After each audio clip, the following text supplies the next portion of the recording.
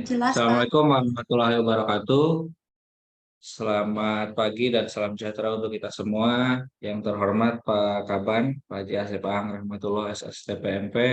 Alhamdulillah, terima kasih Pak Kaban sudah hadir membuka, memberikan arahan pada kegiatan pagi hari ini. Kemudian yang saya hormati juga Pak Irbansus, Pak Haji Taufik Maulana, yang tadi sudah menyampaikan paparan, dan yang saya hormati juga Pak Kabid PPSI, Pak Haji Nendi, tadi juga sudah menyampaikan kaitan dengan status tenaga ASN. Kemudian Bapak Ibu semua pengelola kepegawaian dari dinas, kecamatan maupun dari UPTD Puskesmas yang mungkin sepertinya ada juga yang bergabung.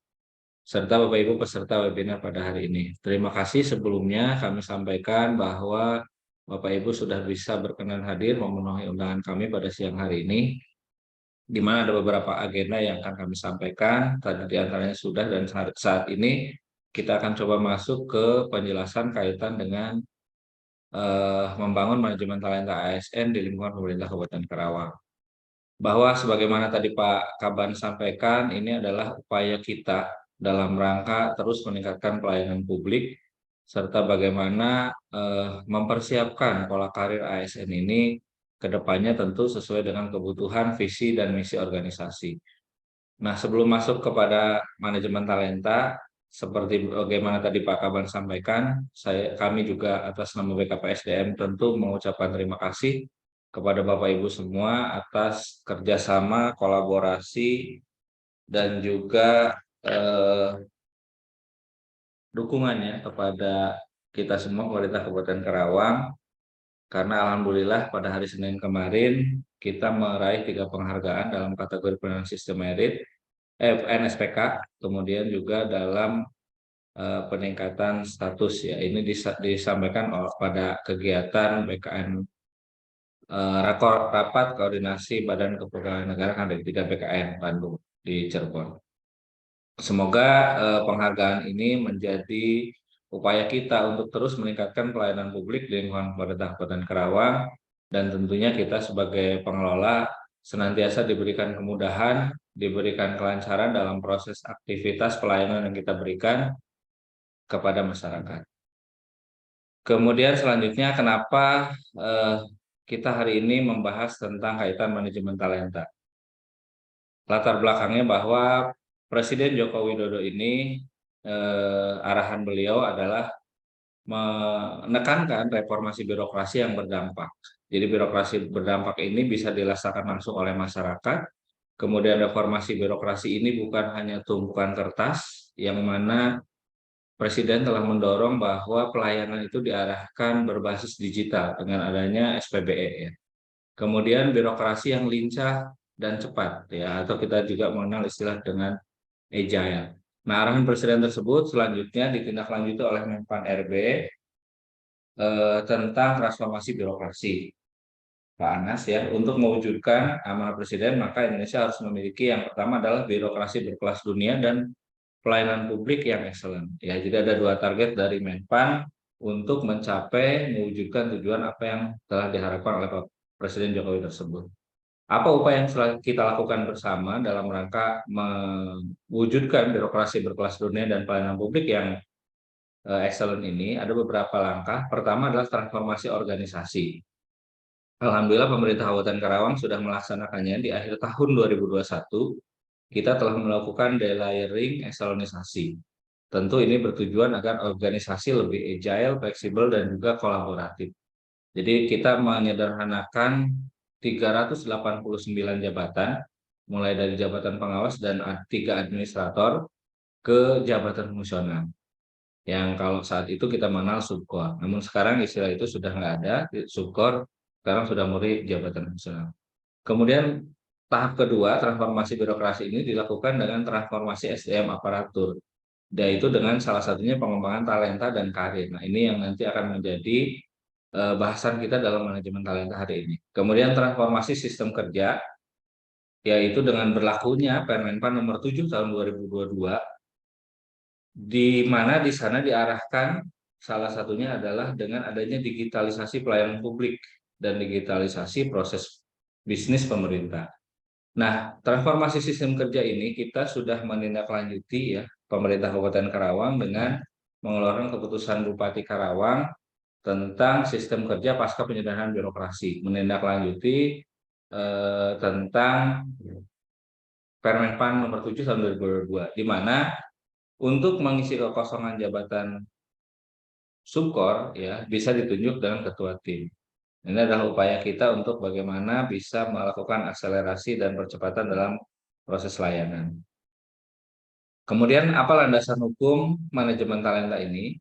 Kalau kita lihat dalam beberapa peraturan kebijakan pemerintah sebetulnya sudah mengatur, sudah mengarahkan agar manajemen talenta ini diimplementasikan. Sebagai contoh dalam Undang-Undang 5 tahun 2014 tentang ASN, di pasal 51 itu menjelaskan bahwa manajemen ASN diselenggarakan berdasarkan sistem merit. Kemudian dalam pasal 108-nya bahwa pengisian jabatan pimpinan tinggi, baik utama, madya maupun pratama, itu dilaksanakan secara terbuka dan kompetitif di kalangan PNS.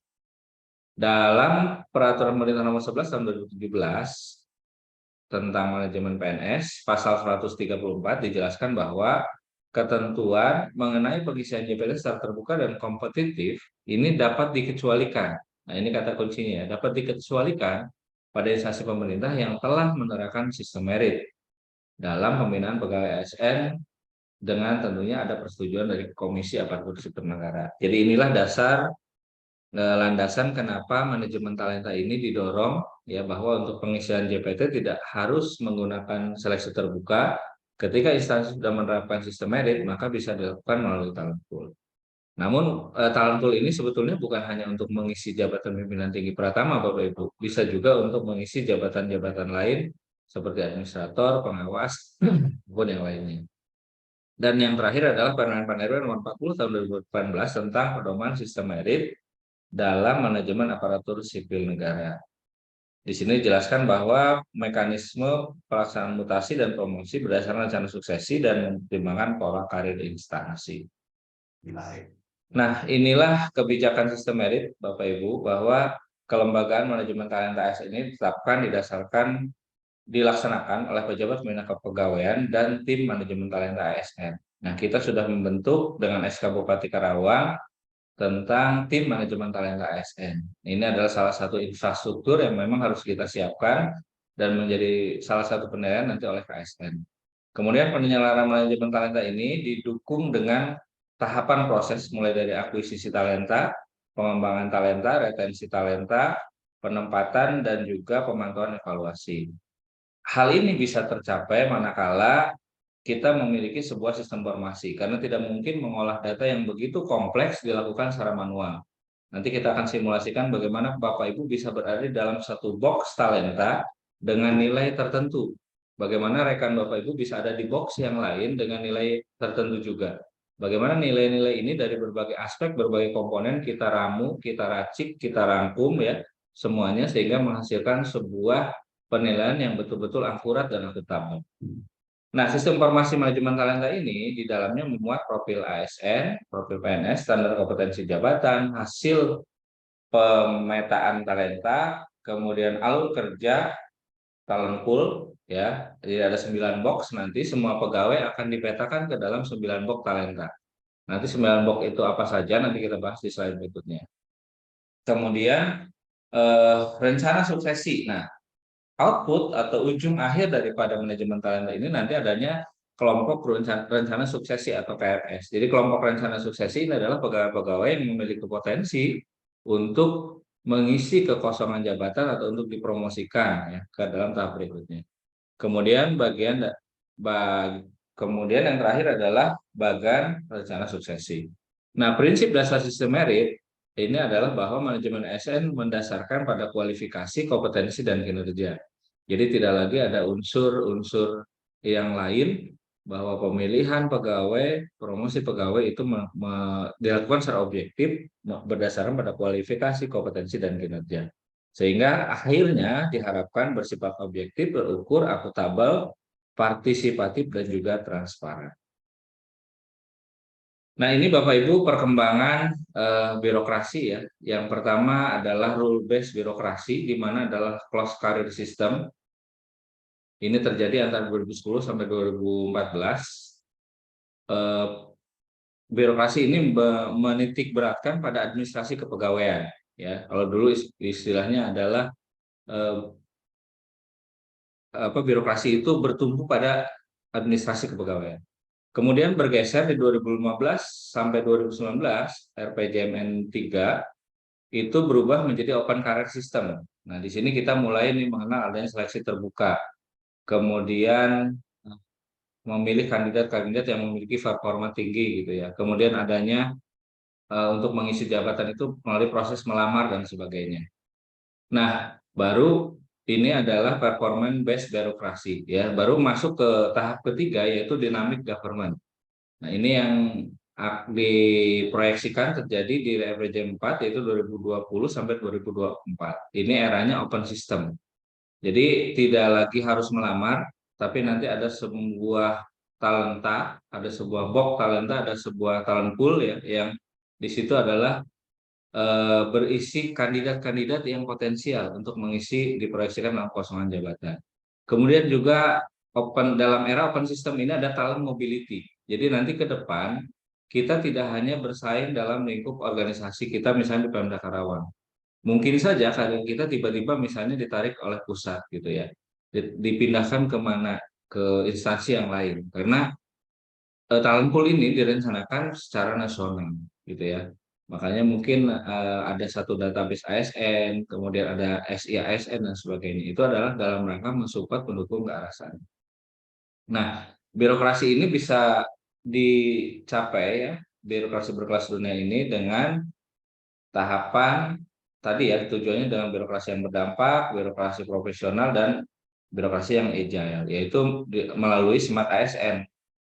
Sebagaimana kita mengenal core value ASN berakhlak, kemudian bersifat dinamis, agile, dan fleksibel, kemudian penekanan penguasaan IT dan bahasa asing, hospitality dalam pelayanan, networking, dan juga entrepreneurship. Ya. Jadi harapannya seorang ASN yang smart itu bisa mengimplementasikan keenam aspek ini.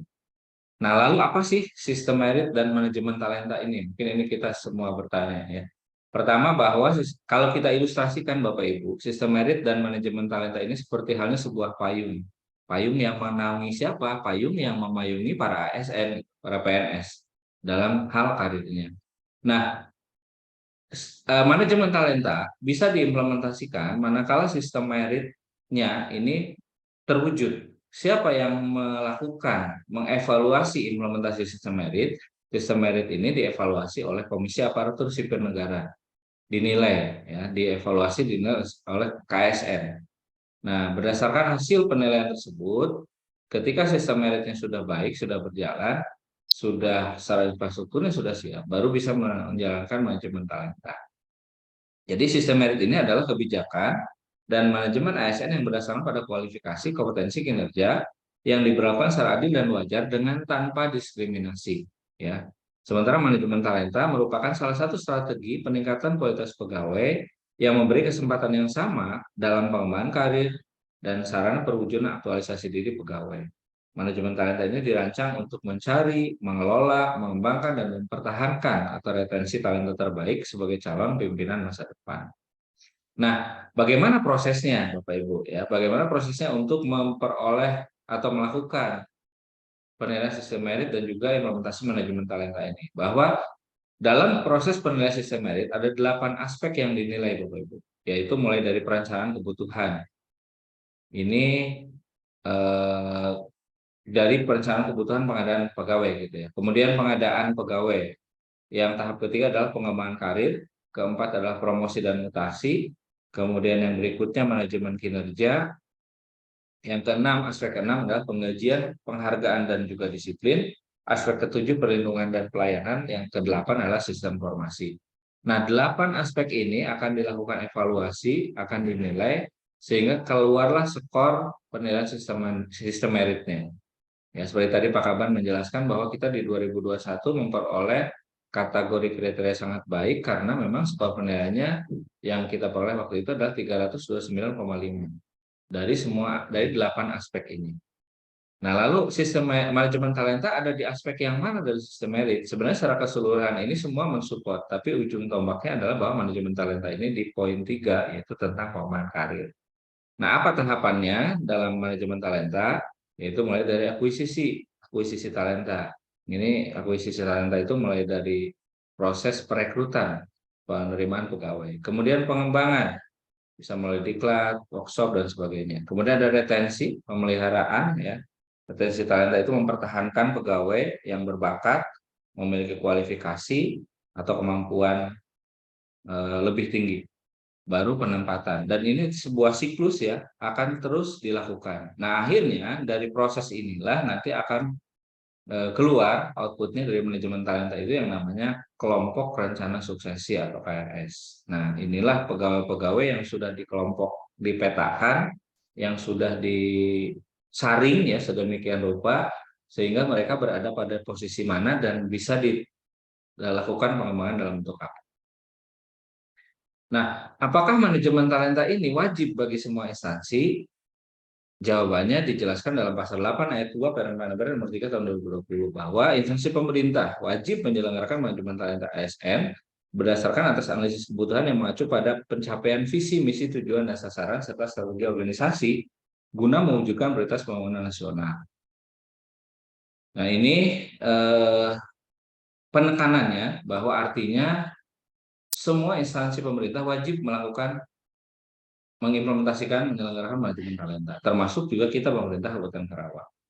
Sejauh mana implementasinya? Nah, kalau kita lihat berdasarkan data dari KSN, bahwa dari 174 instansi pemerintah yang memperoleh penilaian sistem merit tadi kategori baik dan sangat baik, sampai dengan Desember 2022, di antaranya 30 instansi pusat, ya, ada 14 instansi pemerintah yang telah mendapatkan persetujuan pengisian JPT-nya melalui manajemen talenta. 14 instansi itu 5 kementerian, 4 lembaga, 2 provinsi, dan 3 kabupaten kota. Nah, artinya dalam lingkup kabupaten kota ini masih sangat sedikit yang sudah mengimplementasikan manajemen talenta. Ya, di antaranya yang sudah berjalan ada Pemkot Bandung, Pemkot Tangerang, dan juga Pemkab Sumedang. Kalau saja mungkin Karawang di tahun ini bisa dapat, mudah-mudahan bisa masuk dalam kelompok ini. Ya, jadi mohon doa restu dari Bapak Ibu semua. Alhamdulillah kita sudah pra-ekspos tahap 1. Seperti Pak Kaban sampaikan tadi, pra-ekspos tahap 2 di bulan Agustus. Nanti pra-ekspos ketiga langsung dengan komisioner dan ketua KSN. Ketika pra-ekspos ketiga kita berhasil, barulah kita mendapatkan rekomendasi. Ya, jadi ada proses yang masih harus kita lalui, sehingga makanya hari ini kita melakukan sosialisasi, sebagaimana tadi arahan Pak Kaban, agar Bapak Ibu juga bantu sosialisasikan kepada seluruh pegawai, terutama bagaimana mereka lebih aware, peduli dengan peremajaan datanya di SIM ASN. Karena bagaimana mungkin kita bisa mengimplementasikan manajemen talenta kalau data kita tidak kuat, tidak valid. Nah, ini tahapan implementasi Bapak Ibu, manajemen talenta di Kabupaten Karawang, bahwa tahun 2021 kita memperoleh penilaian kategori sangat baik dengan skor 329,5. Kemudian karena penilaian sangat baik itu evaluasinya dilakukan 2 tahun sekali, sementara kategori baik itu 1 tahun sekali. Di 2022 kita tidak melakukan penilaian. 2023 tahun ini kita sudah melakukan penilaian mandiri berdasarkan skor sementara penilaian mandiri kita sudah memperoleh skor 334. Ini masih masuk kategori sangat baik. Dan mudah-mudahan masih ada kesempatan karena beberapa eviden masih kita susun seperti Perbub dan sebagainya. Ini masih bisa bertambah ya skornya karena masih ada waktu. Mudah-mudahan nanti kita bisa mengupload kembali eviden-eviden tambahan sehingga bisa mencapai target kita yaitu di 356 skornya. Kemudian alhamdulillah pada 9 Mei 2023 kita sudah melakukan pra-ekspos tahap 1 dihadiri langsung oleh Pak Wakil Bupati dan beberapa tim penilai kinerja, kemudian Pak Kepala BKPSDM juga. Ini adalah bentuk dukungan dari pimpinan bahwa pemerintah Kabupaten Karawang concern untuk mengimplementasikan manajemen talenta ini. Nah, tindak lanjut dari pra-ekspos 1 tersebut, kita sudah mendapat undangan dari KSN untuk pelaksanaan pra-ekspos tahap kedua yaitu di 11 Agustus 2023. Nah, harapan kami bahwa sosialisasi pagi hari ini bisa menggugah Bapak Ibu, bisa menindaklanjutinya oleh Bapak Ibu kepada pegawai di lingkungan kerjanya masing-masing. Mari kita dukung ya dengan langkah sederhana itu peremajaan data di SIM ASN. Ya, karena apa? Karena ujung tombaknya adalah dari data. Ya, sehingga nanti pra-expos kedua kita bisa berjalan lancar, dilanjutkan dengan pra-expos bersama komisioner untuk memperoleh rekomendasi. Nah, apa tujuan manajemen talenta? Ini sebetulnya tadi sudah dijelaskan juga oleh Pak Kaban ya. Intinya adalah dengan adanya manajemen talenta ini diharapkan mampu meningkatkan kualitas pelayanan publik, menemukan dan mempersiapkan talenta terbaik untuk mengisi kekosongan organisasi, mendorong profesionalisme jabatan, kompetensi kinerja, kejelasan kepastian karir talenta, mewujudkan rencana suksesi yang objektif, terencana, terbuka, tepat waktu, dan akuntabel, memastikan tersedianya pasukan talenta yang sesuai dengan visi dan misi organisasi, serta penyeimbang antara pengembangan karir ASN dan kebutuhan organisasi. Dari 6 poin tujuan manajemen talenta ini sebetulnya ketika manajemen talenta ini diimplementasikan akan sangat melindungi ASN, pola karir ASN di instansi. Ya. Jadi kalau tadi di awal slide sebelumnya ada gambar payung, nah payung itulah manajemen talenta itu, sistem merit itu. Ya, melindungi siapa? Melindungi pola karir ASN. Bayangkan ketika seleksi terbuka Bapak Ibu, tiba-tiba ada pelamar dari kabupaten kota lain, dari instansi lain ikut shelter di kita dan dia dinyatakan lulus, jadilah kepala dinas, ya. Artinya ada peluang ya dari luar masuk ke kita. Tapi kalau manajemen talenta sudah dilaksanakan dengan baik, tentu ini akan melindungi pegawai internal, ya. Kira-kira seperti itu. Nah, bicara mekanisme pengisian jabatan pimpinan tinggi ini bisa dilakukan secara dua mekanisme ya. Jadi ketika ada jabatan pimpinan tinggi yang kosong, pengisiannya bisa dilakukan dengan melalui seleksi terbuka atau kita sering juga mengenal open bidding. Ini tentunya memakan effort yang banyak, tahapan yang panjang, biaya yang cukup besar. Tadi Pak Kaban menyampaikan dalam satu kali proses seleksi itu kurang lebih kita menganggarkan sekitar 600 juta. Mau satu, mau dua, mau tiga, mau 10 JPT yang kosong, anggarannya sama gitu ya.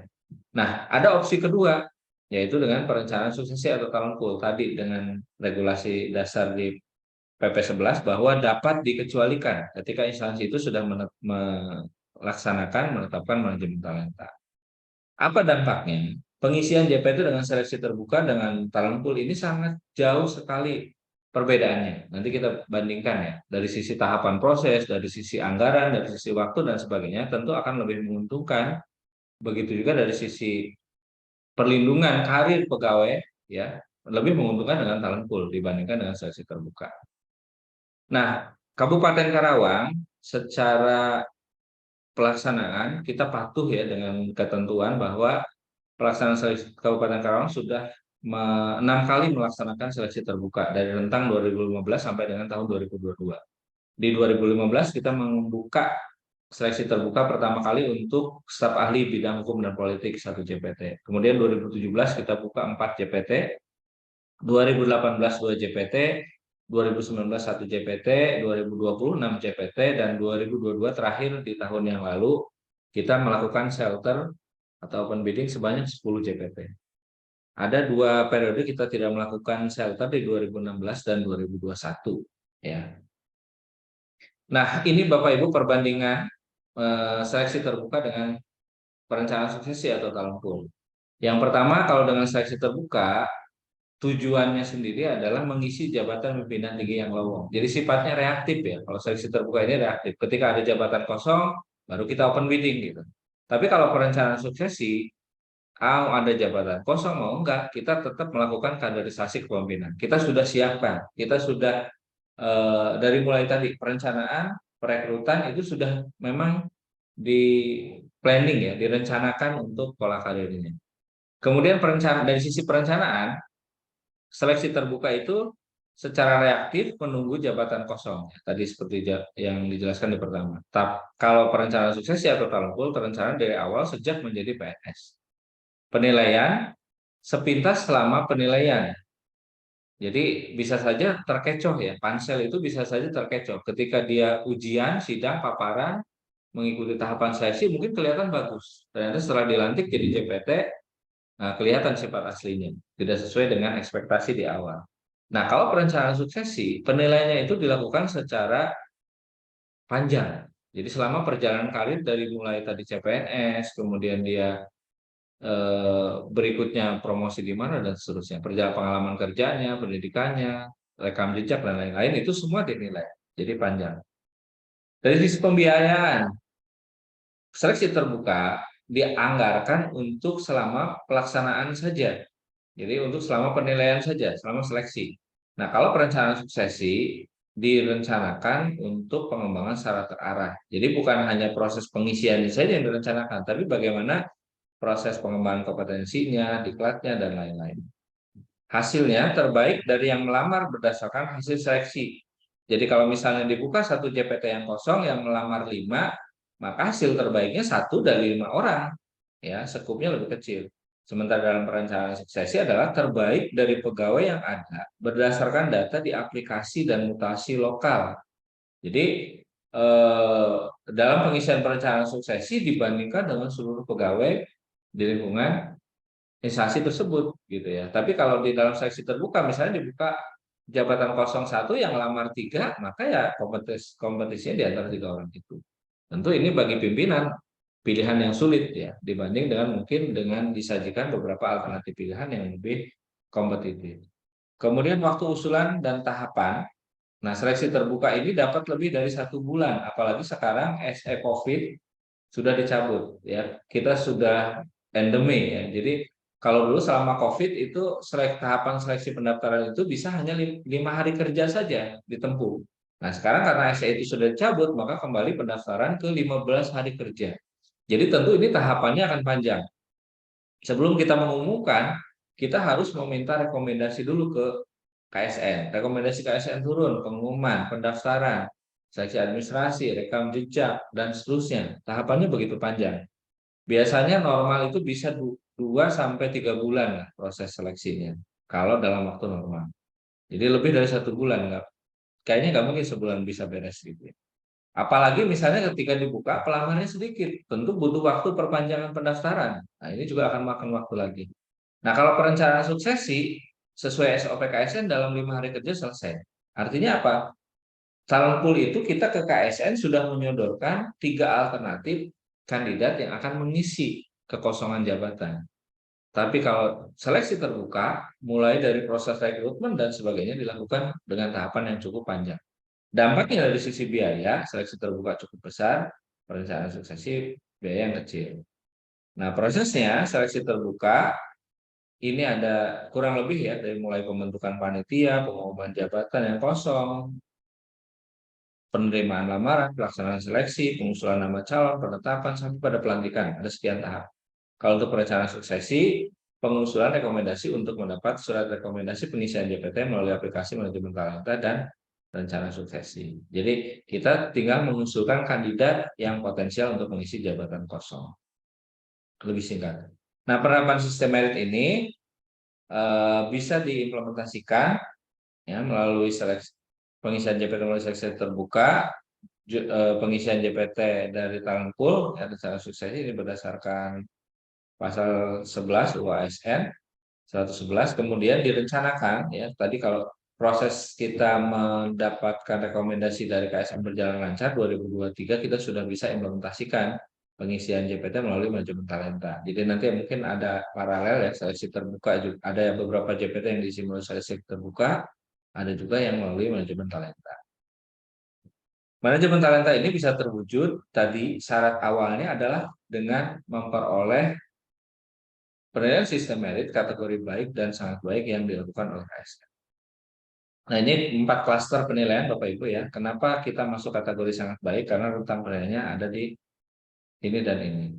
Kemudian baik ada di 0,1 sampai 0,8, kategori kurang 0,1 0,6, dan kategori buruk 0,2 sampai 0,4.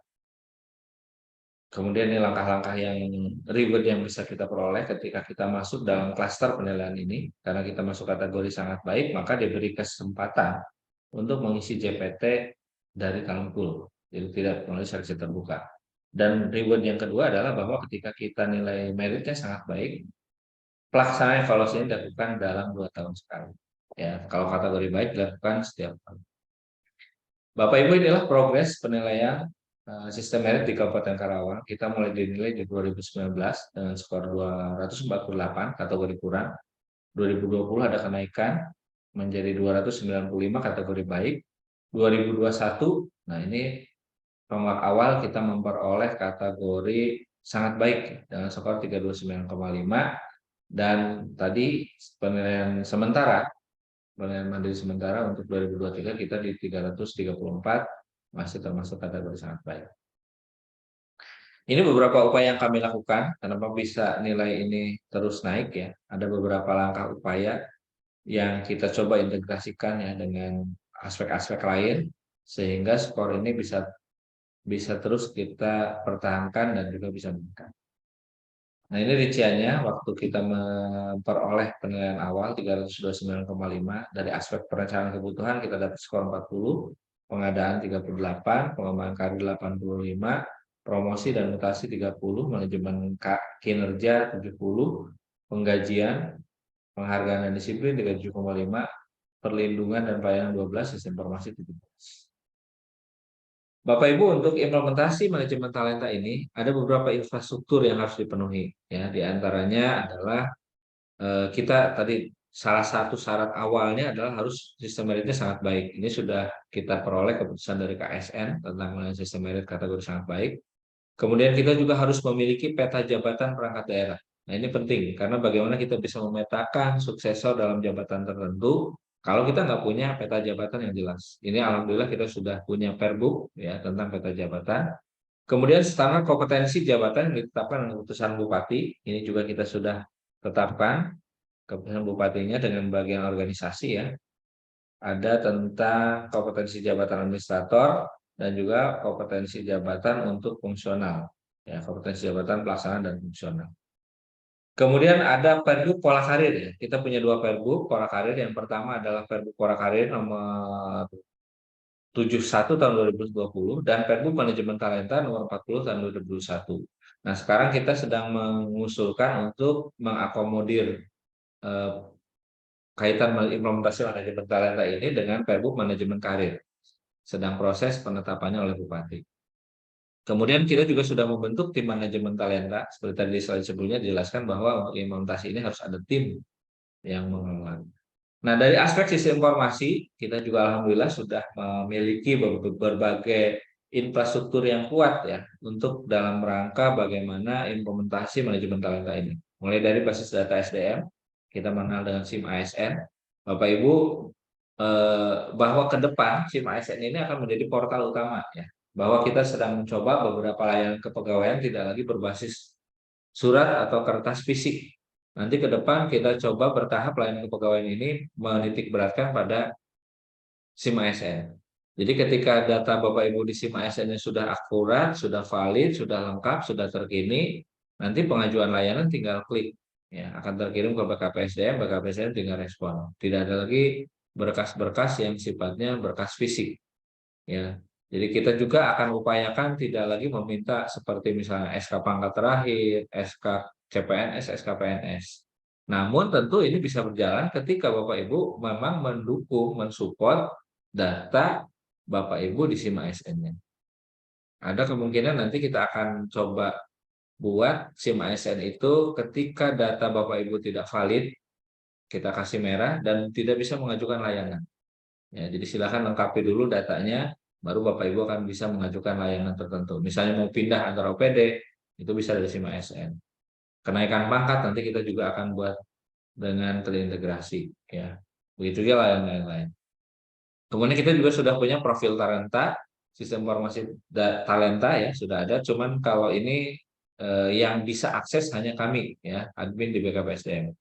Kalau SIM ASN ini Bapak Ibu semua bisa mengaksesnya dan punya user masing-masing.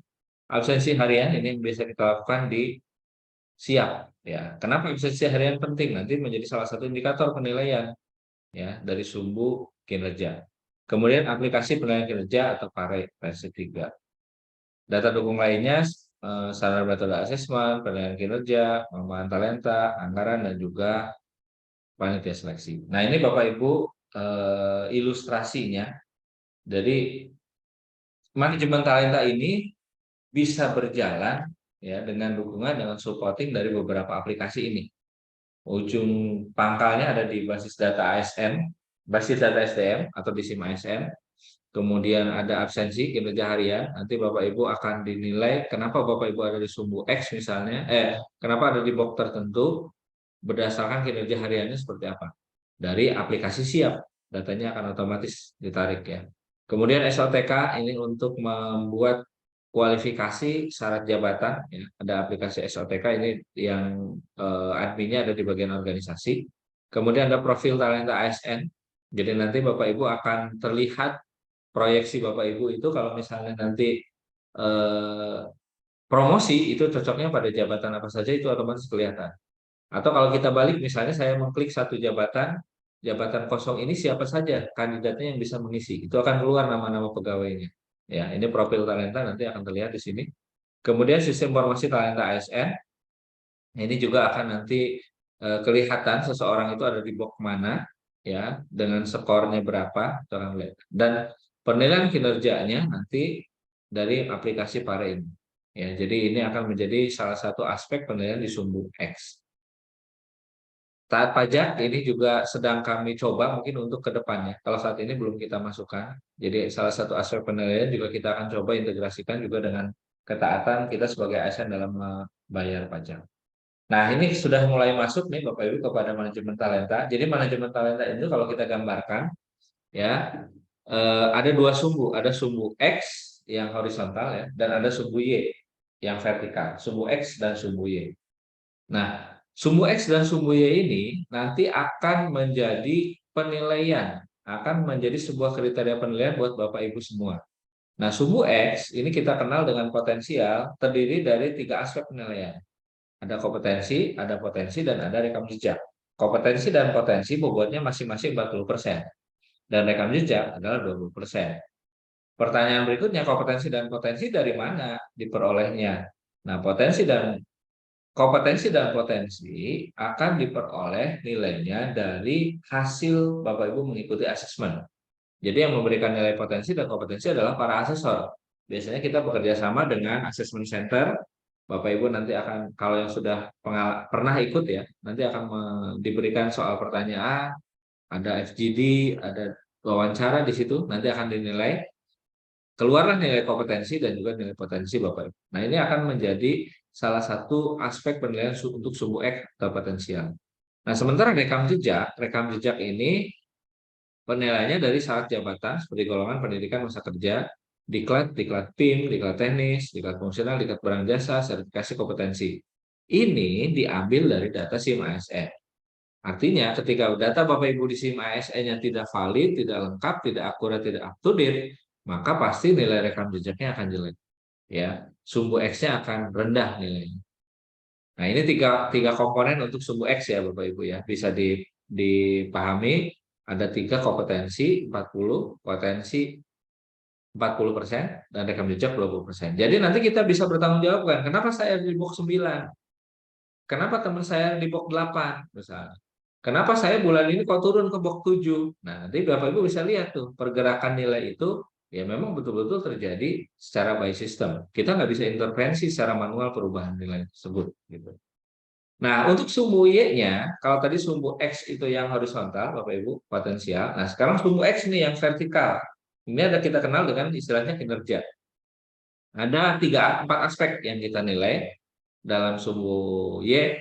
Pertama dari sisi aspek prestasi kerja, yang kedua aktivitas kerja, ketiga kepatuhan, dan keempatnya penghargaan. Penilaiannya dalam aspek ini. Namun ada satu aspek lain yang menjadi pengurang nilai, yaitu hukuman disiplin.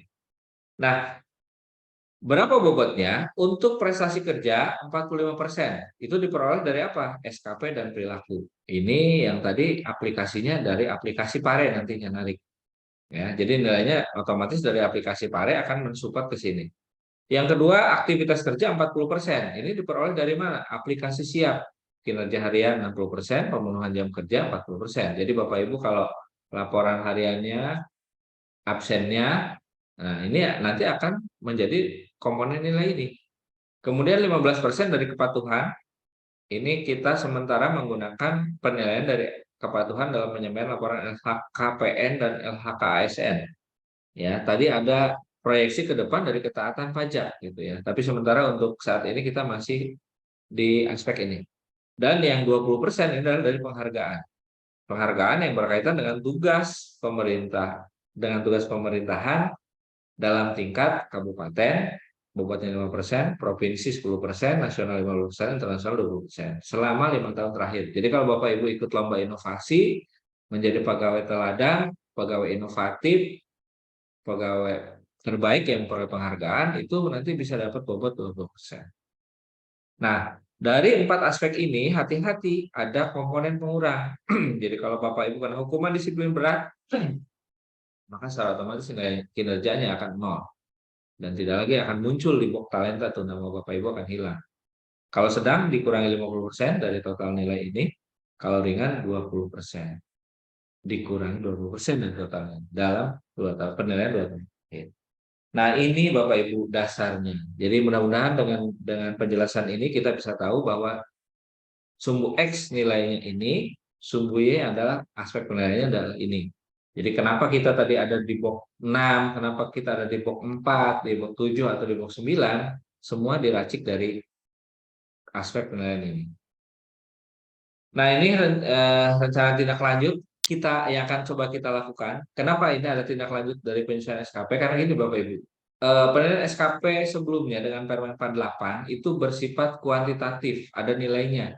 Jadi SKP kita di 2021 itu ada nilainya, ada angkanya. Jadi untuk dimasukkan ke dalam ini ya tidak ada masalah, mudah.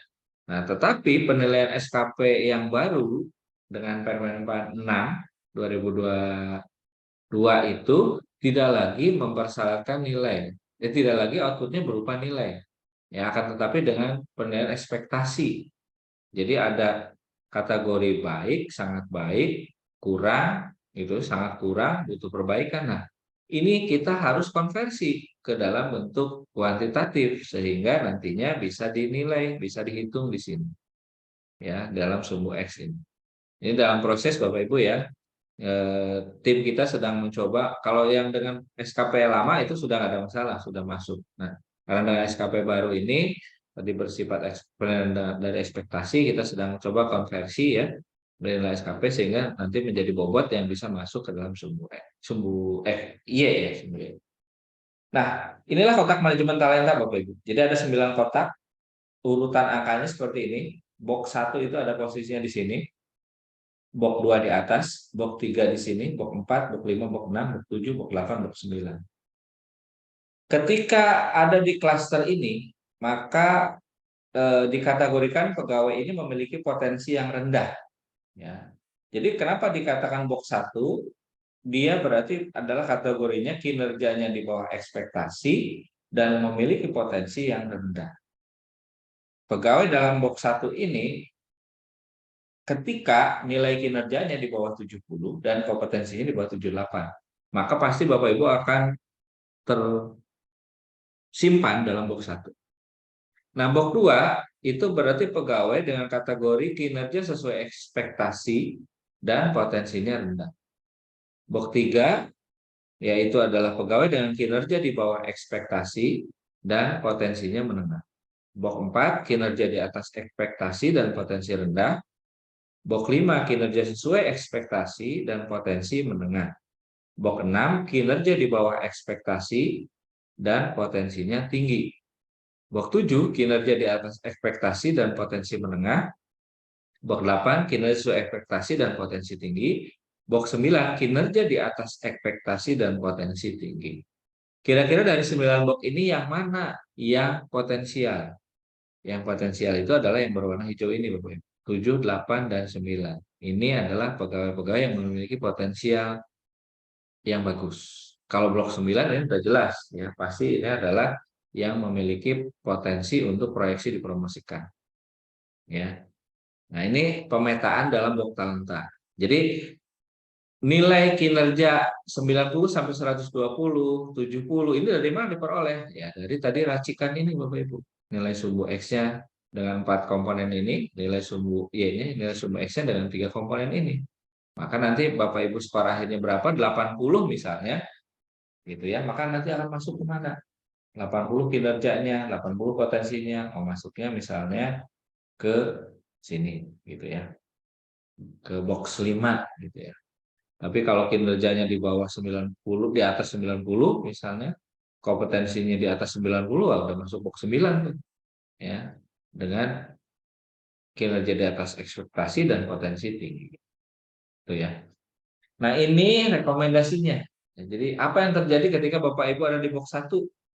Maka treatmentnya yang harus dilakukan adalah diproses sesuai ketentuan peraturan perundang-undangan. Ini kebijakannya.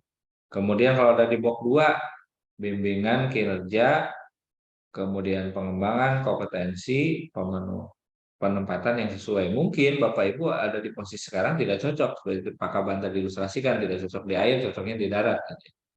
Berarti Anda harus dipindah dan seterusnya ya. Ini ada rekomendasi yang harus dilakukan.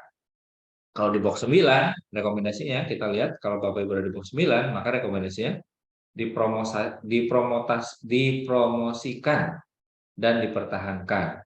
Masuk ke dalam kelompok rencana suksesi instansi atau nasional. Tuh ya, jadi tadi ada talent mobility ya. Jadi ada kemungkinan kita bisa kemana-mana nanti. Dan juga bisa diberikan penghargaan. Ini yang kelompok pegawai yang masuk ke dalam box 9.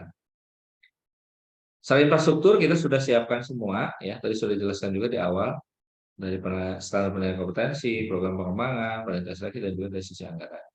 Nah, untuk mendukung ini juga kita sedang berproses ya mengajukan UPTD untuk penilaian kompetensi ya dari sisi asesmen pegawai karena biaya asesmen itu sangat mahal Bapak Ibu.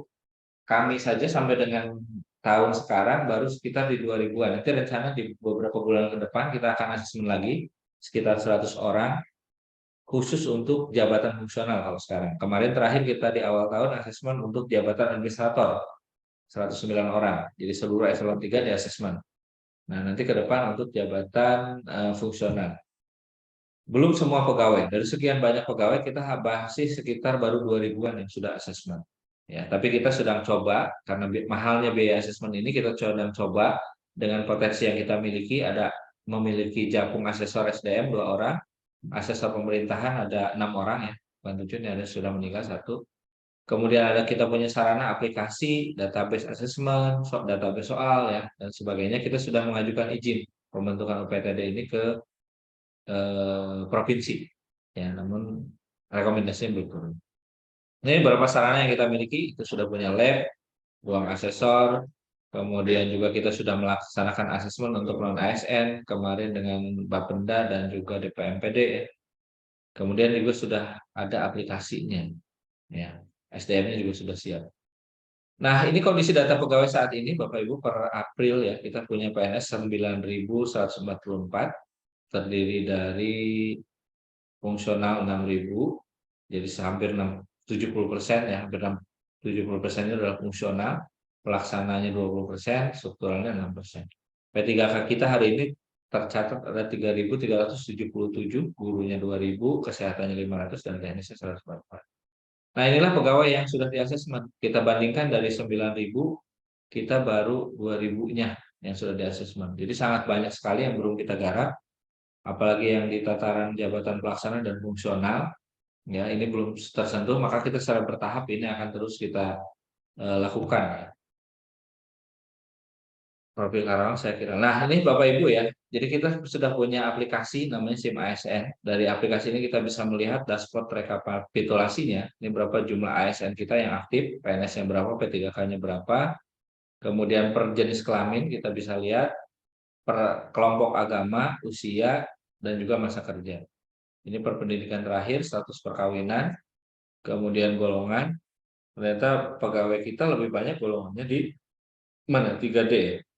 3D. Kemudian eselonisasi secara eselon struktural itu paling banyak di 4A atau di pejabat pengawas ya. Kemudian berikutnya, nah ini ya hasil evaluasi kita bahwa ternyata belum 100% ya OPD yang melakukan peremajaan data. Jadi secara rekapitulasi masih ada 79,9%. Baru tercapai 79,9%. Kami bisa melihat OPD-OPD mana yang sudah 100%, ini misalnya di antaranya ya. Dan OPD-OPD mana yang capainya masih di bawah 100%. Ini kita bisa track, bisa lihat di admin aplikasi SIM ASN.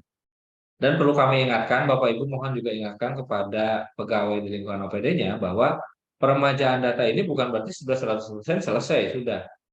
Namanya peremajaan data ya harus terus selalu dilakukan secara berkala. Jadi besok-besok Bapak Ibu misalnya kemarin sudah 100%, ternyata hari ini Bapak Ibu ke seminar punya sertifikat seminar, upload lagi, masukin lagi, tambahkan lagi.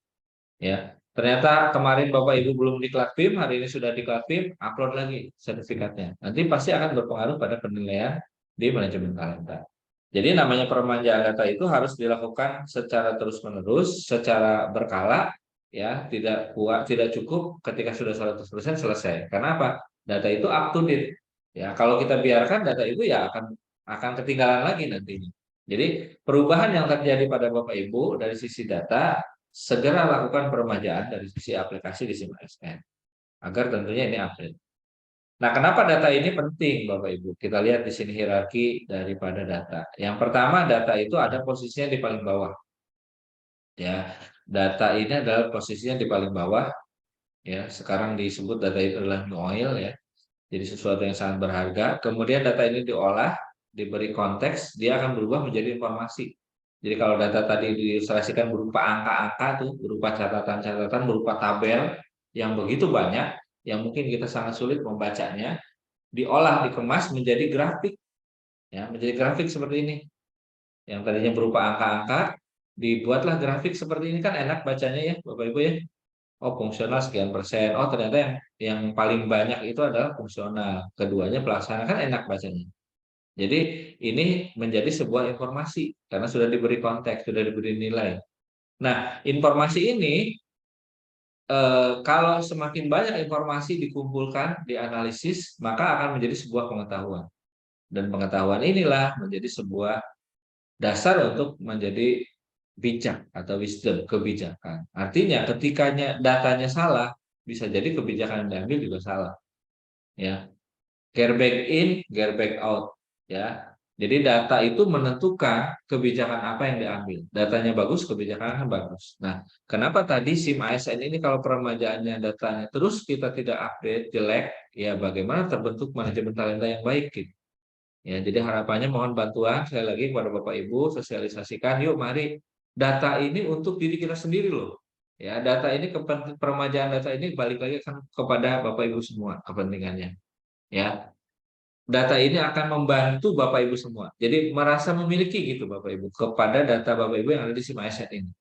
Kalau di medsos kita dengan senang hati mengupload gitu ya, mengunggah apapun ya setiap saat. Kenapa justru eviden yang kita miliki kaitan dengan status kepegawaian kita, kita tidak pernah remajakan di sini. Padahal kan ini juga mendukung Bapak Ibu. Misalnya lagi diklat nih, tiba-tiba diminta data SK jabatan terakhir. Udah aja buka SIM ASN. Dari HP bisa di-download, dari laptop bisa di-download. Ketika Bapak Ibu di Bandung, di Batam, di Jogja, di Malang, tidak perlu minta ke rumah gitu ya. Di sini sudah tersedia semua. Ya, riwayat Bapak Ibu, dokumen Bapak Ibu tinggal ambil. Ya, jadi kalau Bapak Ibu merasa memiliki, mengupdate, yaitu manfaatnya juga akan kembali pada Bapak Ibu semua. Nah, ini dashboard talenta Bapak Ibu. Jadi tadi yang kita rumuskan seperti ini Bapak Ibu, mana ya? Nah, perumusannya seperti ini. Ini rumusnya sebaiknya kita buat rumus seperti ini, semuanya rumusnya seperti ini. Jadilah box talenta seperti ini. Nah, di aplikasinya sudah terlihat Bapak Ibu tuh. Ya, jadi ini contoh. Kenapa sedikit? Karena saya hanya memfilter suksesor untuk JPT. Ya. Jadi ada jabatan pimpinan tinggi Pratama sekitar 30 OPD gitu ya. Saya ingin lihat nih suksesornya, bukan pejabat kepala dinasnya ya, tapi suksesor yang berpotensi untuk mengisi JPT ternyata ada sekian. Nah, kalau di klasterisasi ada 14 yang masuk di kuadran 1, ada 30 pegawai yang masuk di kuadran 3, ada 6 pegawai yang kuadran 6, dan ada 24 pegawai yang berpotensi untuk promosi di kuadran 9. Ini warna kuadran 9 adanya di sini warna hijau. Ya, ini rinciannya. Ya. rincian dari angka-angka ini. Dan kita bisa filter nih ketika nanti butuh suksesor untuk jabatan pengawas. Jadi manajemen talenta ini sekali lagi bukan hanya untuk mengisi kepala dinas, tapi untuk semua jabatan. Jadi secara berjenjang tentunya. Pengawas dari pelaksana atau dari fungsional, kemudian administrator dari pengawas, dari fungsional, JPT juga dari administrator dan juga fungsional secara berjenjang. Nanti kita bisa filter dan kita bisa lihat. Ya, ketika kita klik titik ini nanti keluar profilnya. Ketika kita klik angka ini keluar nanti pegawainya. Siapa-siapanya yang 4 orang ini bisa terlihat. Ya, kenapa dia ada di box 4? Nah, ini dasarnya Bapak Ibu. Nih. Ya, jadi kenapa saya ada di box 9? Box 9 misalnya di sini kelihatan bahwa nilai suhu X-nya potensinya sebesar 90 ya. Kemudian nilai suhu kinerjanya ini sebesar berapa? 120 ya. Nih Bapak Ibu bisa lihat ya. Nilai suhu kinerjanya 120 ini angkanya. Maksimal berarti. Ya, dia di box 9. Kemudian nilai suhu X-nya itu dia 90. Nah, kalau dipertanyakan kenapa dia bisa masuk box 9 dengan nilai ini? Nah, ini pertanggungjawabannya. Oke, kami tinggal klik saja. Tadi sumbu X itu ada 3 aspek, ada potensi, kompetensi, dan rekam jejak. Kita klik saja. Potensinya diklik, dia dapat poin 90, tadi persentase 70% ya. SKP-nya adalah sekian nilainya, nilai perilakunya sekian. Kemudian eh, nilai apa nih? Aktivitasnya ya 93% ini dari siap ya, diperoleh dari aplikasi siap, absensi harian, kinerja harian, dan juga dari sisi penghargaan dapat plus 10 poin karena menjadi juara 2 inovasi daerah. Itu sumbu Y-nya. Nah, sumbu X-nya sekarang, sumbu X-nya ada 3 komponen dari kompetensi, potensi, dan rekam jejak. Nilai 90 ini diperoleh dari skor kompetensinya 100, potensinya 88, dan rekam jejaknya 76. Kenapa bisa rekam jejaknya 76? Karena golongannya masih 3D, skornya 85. Masa kerjanya 12 tahun, skornya 40. Diklat teknisnya 16 hari, 100 poin. Pendidikannya S2 100, diklat BIM 4 70, diklat fungsional 60. Semua datanya diakumulasi. Jadi Bapak Ibu, keluarlah box karirnya, ada di kuadran berapa, inilah penjelasan rincian. Dan ini tentunya tidak mungkin tadi kembali lagi dilakukan secara manual. Jadi kita memanfaatkan aplikasi agar tentunya pertama datanya akurat, kemudian juga kedua real time sesuai kondisi yang sebenarnya, dan juga bisa dipertanggungjawabkan secara akuntabel. Ketika dipertanyakan tadi kenapa ada di box 9, ya, pertanggungjawabannya seperti ini. Nah, bisa juga nanti dari aplikasi kita melihat adanya job match ya. Di aplikasi job match itu misalnya kita klik satu jabatan tertentu atau kita klik profil kita ya, profil seseorang pegawai, dia cocoknya di mana? Berdasarkan ranking nilai yang dia peroleh. Cocoknya menduduki jabatan apa? Ini job match. Nah, ada juga profil suksesor. Jadi ketika kita misalnya mengklik satu jabatan kepala BKPSDM misalnya nanti akan keluar suksesor berdasarkan nilai-nilainya. Ya, siapa yang tertinggi. Nah, pimpinan tinggal memilih. Nah, inilah yang kita ajukan ke KSN untuk penetapan. Ya, tapi tentu nanti ada juga proses tahapan seleksi juga. Jadi tidak ujuk-ujuk tidak langsung ditetapkan. Nah, seperti itu Bapak Ibu penjelasannya barangkali tentang manajemen talenta. Jadi kita bisa lihat mungkin masih saya screen ya. Kalau di kami ini di admin kita bisa lihat di sini ada namanya di aplikasi SIM ASN ini ya, simulasinya seperti ini Bapak Ibu. Ini dashboardnya, ini data pegawai yang tadi saya jelaskan, rekapitulasi secara keseluruhan kondisi pegawai. Kemudian kita masuk ke talenta. Ini tadi yang skor kelengkapan. Kita bisa evaluasi. Nah, sudah naik alhamdulillah ya. Di slide tadi masih 77, ternyata real time sekarang udah naik 80,2. Ini OPD-OPD yang sudah 100%, terima kasih. Kecamatan, dinas, OPD yang sudah 100%. Nah, kemudian ada profil talenta ini yang tadi kita bahas. Nah, ini. Kalau ini secara keseluruhan pegawai, jadi jakung struktural fungsional, tapi tidak apple to apple ya. Jadi kalau kita mau mengisi JPT, tentu kita butuh suksesor untuk JPT saja, suksesor JPT nih. Kita filter maka ini keluar. Kalau nanti kita mau memilih nyari pejabat administrator, kita pilih dari suksesor administrator. Nah, ini grafiknya akan berubah. Ya, ini kuadrannya, kemudian ini rincian jabatan administrator itu bisa diisi dari jabatan administrator juga, dari pelaksana juga, dan jabatan pengawas juga, dan juga dari fungsional. Administrator tentu fungsional jenjang ahli muda. Ya. Ahli pertama nggak masuk di situ. Nah, kalau untuk pengawas, ini jabatan pengawasnya ya. Untuk suksesor jabatan pengawas, ini kita bisa klik seperti ini. Ini untuk calon yang akan promosi. Kalau mau lihat existingnya kondisi sekarang misalnya pejabat administrator sekarang ini bagaimana pemetaan di box talentanya. Kita klik kita pilih yang pejabat administrator. Nah, pejabat administrator ternyata seperti ini petanya. Kalau untuk pejabat pengawas misalnya kondisinya pemetaan talentanya seperti ini. Nah, seperti itu Bapak Ibu ya. Jadi Bapak Ibu bisa melihat kenapa saya ada di box mana, ya silakan. Saya mungkin simulasikan yang saya saja di sini, ya misalnya di SIM ASN Bapak Ibu nanti akan terlihat di sini karirnya ada di berapa. Kemudian dari sisi kelengkapan data ada berapa. Nanti kita juga akan masukkan nih IP ASN individu di sini akan ada nilainya. Ya, jadi Bapak Ibu tinggal klik saja nih. Saat ini kita masih buka ini ya supaya Bapak Ibu bisa melihat, bisa tahu. Nanti ke depan kalau kebijakan pimpinan ditutup ya hanya tertentu saja yang bisa lihat ya kita akan tutup gitu. Ya. Jadi kenapa saya ada di box 9? Ini pertanggungjawabannya. Ya. Bisa dilihat detailnya seperti ini, bisa dilihat detailnya seperti ini. Ya. Untuk sumbu X-nya maupun untuk sumbu Y-nya. Ini sumbu X-nya juga ada. Bapak Ibu bisa cek ya, silakan. Kemudian berikutnya di profil juga ya. Kita sudah ada fasilitas untuk upload video ya. Jadi silakan Bapak Ibu membuat video profil singkat perkenalan diri karena nanti kadang-kadang pimpinan suka menanyakan ketika berperjakat ini orangnya kayak gimana gitu.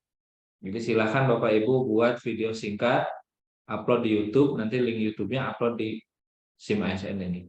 Jadi kita bisa menawarkan kepada pimpinan, pimpinan bisa menilai dengan video singkat ini. Kalau dulu biasanya ketika berperjakat hanya melihat foto, nah sekarang kita sudah fasilitasi juga dengan video. Jadi harapannya yang jarang ketemu dengan pimpinan minimal dengan adanya video ini bisa mewakili Bapak Ibu kehadirannya, gitu ya. Nah kemudian potensial juga kita bisa lihat di sini Bapak Ibu ya. Potensial ini tadi yang diperoleh dari asesmen ya. Ini potensinya. Jadi tadi di sini saya misalnya box 9 tadi mana ya? Loading. Kenapa nilainya di sini 88 misalnya ya? Kenapa nilainya saya 88 di potensialnya? 88 ini diperoleh dari hasil asesmen. Ini asesmennya dengan UPTD Kota Tangerang, pelaksanaannya 10 Maret. Nah, 88 ini diperoleh dari penilaian ini. Aspek daya analisis saya sekian, bahwa logika berugi dan sebagainya. Begitu juga dari aspek kompetensi. Ini juga dari asesmen, hasil asesmen ya. Kenapa dapat 100 nilainya? Sama dengan UPTD kompetensi dari segi integritas, ini nilai yang diperoleh, kerjasama, dan seterusnya. Jadi Bapak Ibu kalau pernah mengikuti asesmen pasti akan terlihat di sini.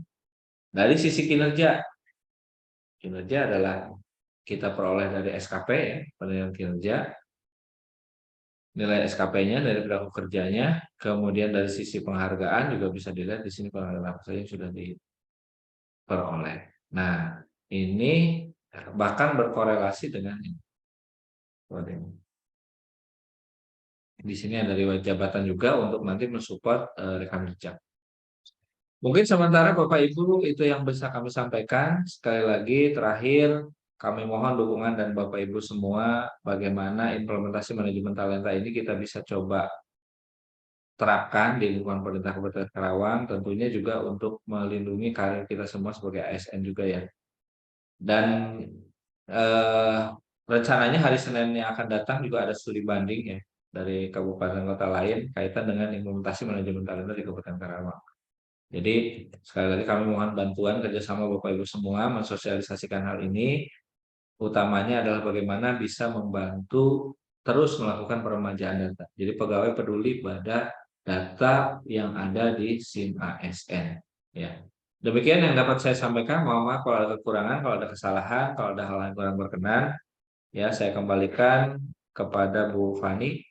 Terima kasih atas perhatiannya. Kalau ada sesi diskusi, mangga saya kembalikan kepada Bu Fani. Saya akhiri wabillahi taufiq hidayah. Assalamualaikum warahmatullahi wabarakatuh.